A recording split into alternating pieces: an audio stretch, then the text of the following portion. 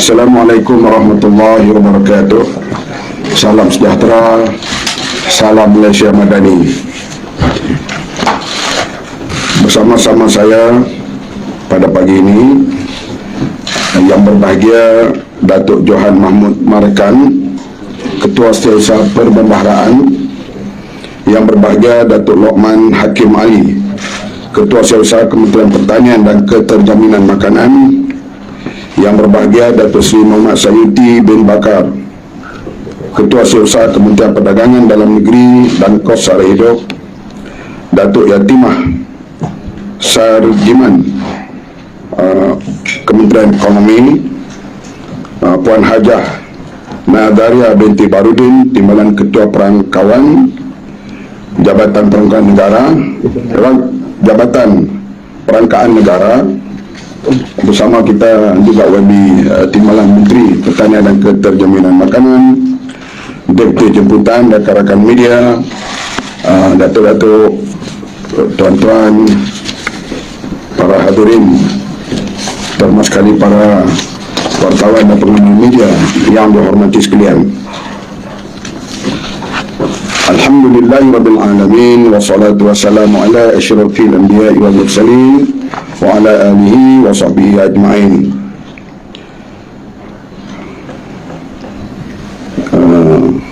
Saya terus pergi kepada pengumumannya.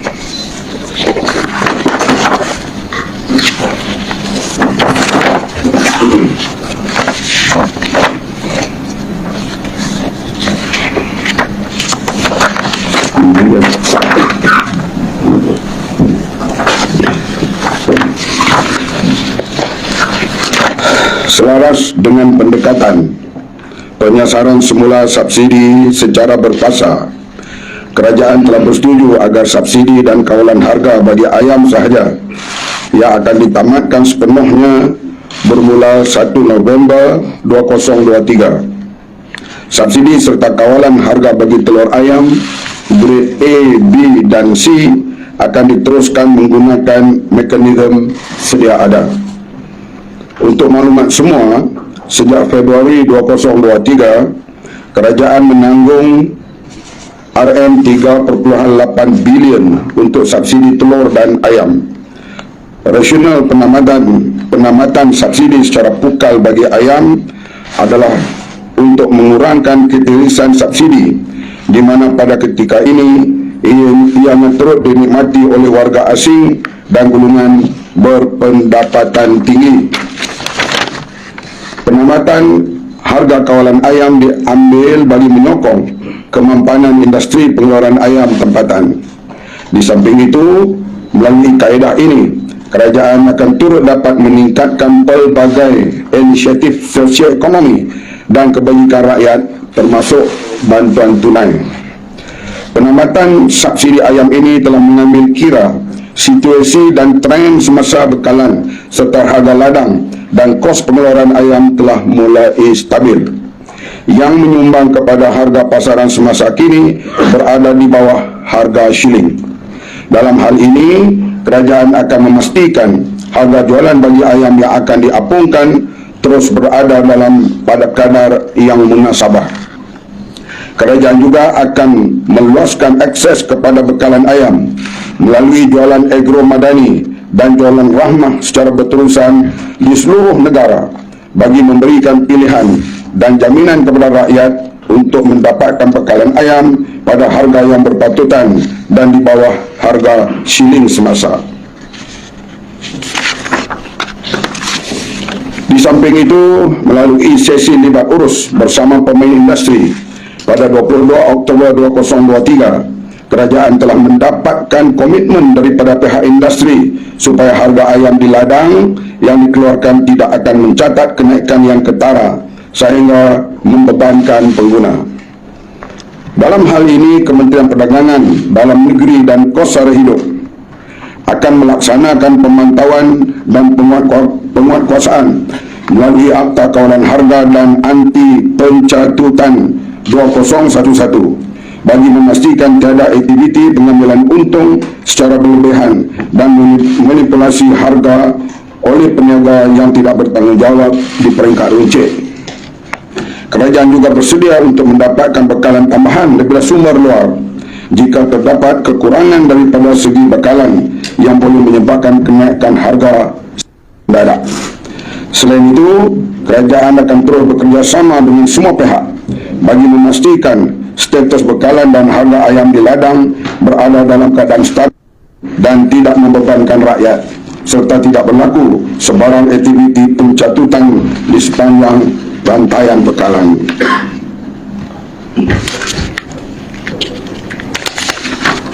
Justru, kerajaan akan terus memberi penumpuan untuk memperkasa industri penternakan ayam melalui bantuan insentif daripada segi pembiayaan dana pusingan kepada penternak bersaiz kecil dan sederhana, dan skim mikrokredit sebagai bantuan modal pusingan kepada penternak komuniti, serta program transformasi reban ayam terbuka kepada reban ayam tertutup.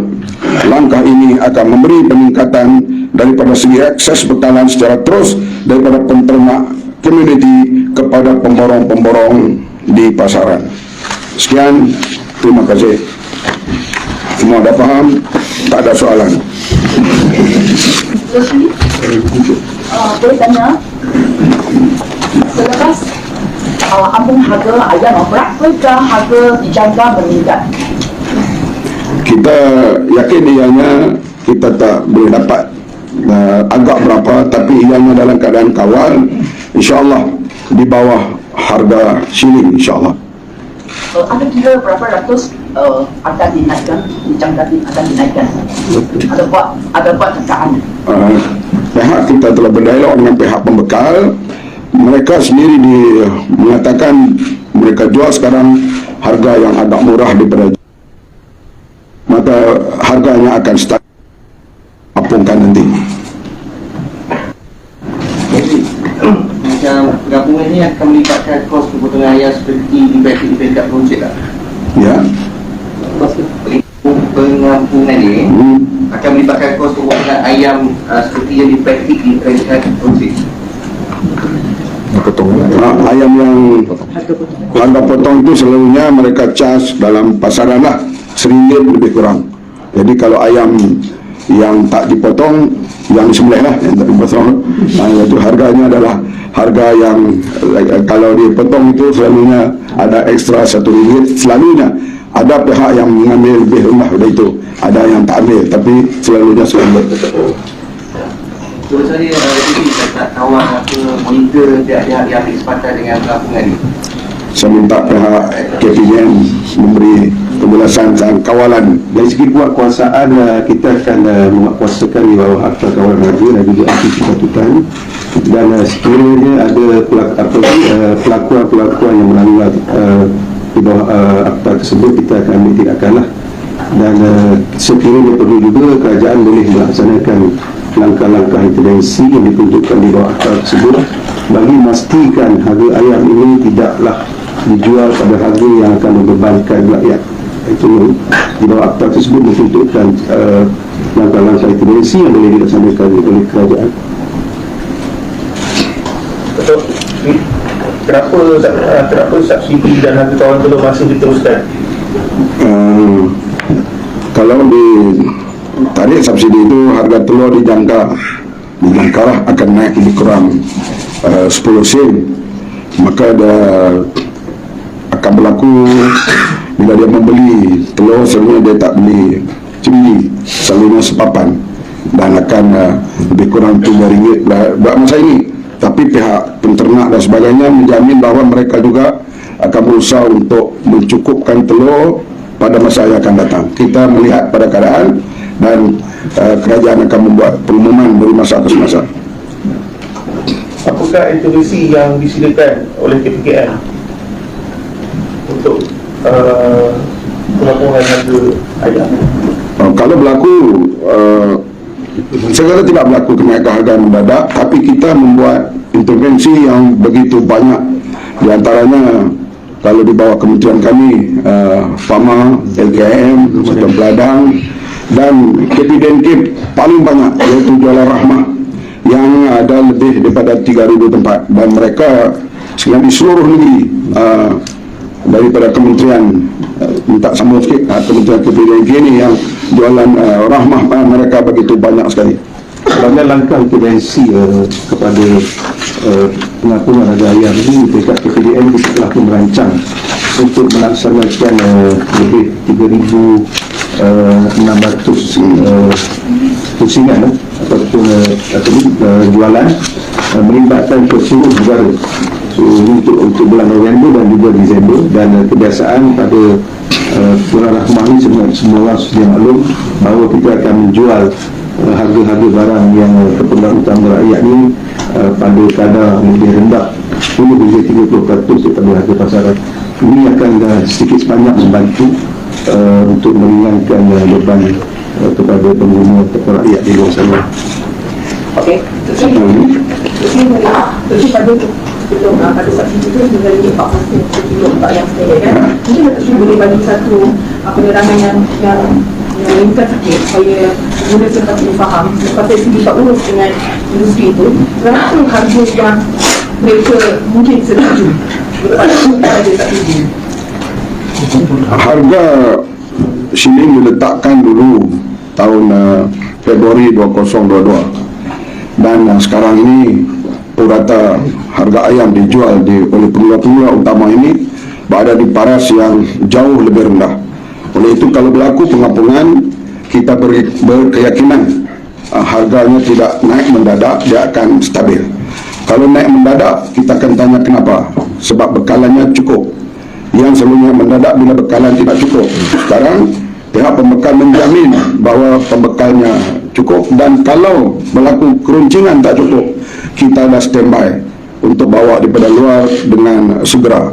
Ini melalui cara-cara yang dilaksanakan, terutama melalui DBS dan sebagainya yang telah bersedia untuk menampung kalau berlaku kekurangan mendadak. Tapi saya yakin ianya tidak, kerana pihak luar menjamin bahawa keluaran mereka mencukupi pada sekarang dan masa akan datang. Datuk Seri, boleh kan kata macam tu, pengguna tak payah risau lah. Harga yang akan bagi 1 kg pun akan di bawah RM9.40. Boleh kata Kalau macam tu? biasa beli seekor, jangan beli 4. Macam begitu berlaku sedikit dekat awal hal beras itu. RM9.40 1 kg. Jadi beli ikut kegunaan yang biasa. Jangan bila 2-3 hari ni kita beli untuk stok, itu dia akan berlaku lah ketidakcukupan sementara. Tapi beli ikut kadar biasa. Ini media hadir ramai pada hari ini membantu pengguna, membantu kerajaan, membantu kita. Jangan panic buying, beli biasa. Itu yang kita harapkan. Ada kemungkinan 1 kg akan naik sampai RM10? Saya tak pasti itu kita tengok perkembangan pasaran nanti. Okey. Bercakap mengenai tadi tindakan KPDNFT, apakah bentuk tindakan itu? Tadi tak dinyatakan tindakan yang boleh diambil. Mungkin denda ke atas mereka yang mengambil kesempatan terhadap pengaturan harga ini. Ya, betul. Kalau dari segi tindakan penguasaan, dah tentulah kita boleh denda ataupun kita boleh bawa ke mahkamah untuk menjatuhkan hukuman. Dan antara langkah intervensi yang lain, sekiranya harga sudah tidak terkawal dan terlalu membebankan kerajaan boleh melaksanakan kawalan harga semula, sama ada secara bersubsidi ataupun tidak bersubsidi. Itu mungkin langkah akhir lah. Tetapi apapun, kita akan memantau terlebih dahulu mulai 1 November nanti, dan sebagaimana yang Berhormat Menteri sebut tadi, kita yakin bahawa tidak ada kenaikan yang mendadak pada harga ayam, dan mungkin ada tempat-tempat tertentu, terutamanya di hypermarket, pengguna boleh mendapatkan harga ayam pada harga yang mungkin lebih rendah daripada harga kawalan sebelumnya. Datuk Seri, last question. Datuk Seri, dalam hal kawalan harga telur dan ayam, KPDN juga memainkan peranan yang penting. Adakah Datuk Seri telah mencadangkan calon menteri kepada Itu hak Perdana Menteri. Menteri semua hak Perdana Menteri. Okay. Thank you so much for all. Lagi. Okay, last. How much, by floating the or eggs and for chicken, how much subsidies and the savings in terms of looking at subsidized anymore, how much savings to Ketujuan pembanaran.